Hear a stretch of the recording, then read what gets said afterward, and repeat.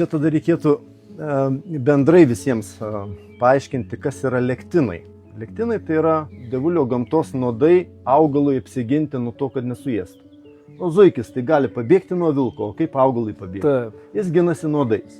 Ir va, mes žinom, kas turi daugiau lektinų prikaupę, kas mažiau mes valgom žalę, o salotas, sakykime, kokias ten špinatus valgom, kol jie dar nėra labai peraugę, ne mes tokius švelnius, kad ir morkų lapus, burokėlių lapus, kol jie dar nepritraukia ten tų tokių negerų medžiagų, tai mes mažiukus juos valgom.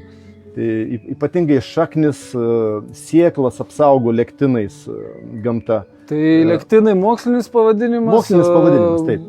Visuomeniai nuodai būtų, žodžiu. Taip, paprastai pasakius nuodais. Yra mano YouTube'ės kanale apie lektinus, mes su Sigitu Tiešerskiu esame įrašę lekciją, ten galima paklausyti. Arbatoje tų lektinų, reiškia, yra...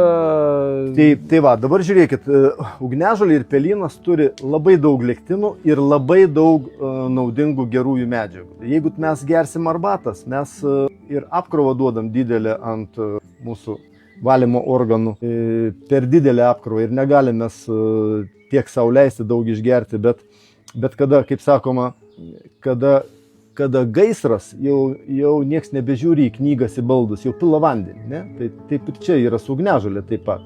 Kas neturi fermentuoto, tas geria arbatą, kad pasveikti nuo tų sveikatingų savybių. Nežiūri, kad baldai sušlaps, kaip tam gaisre, ar knygos sušlaps jo. Bet kada mes jau išfermentuojam, mes jau pašalinam šitą lektinų žalą, kur per didelę apkrovą daro mūsų organams.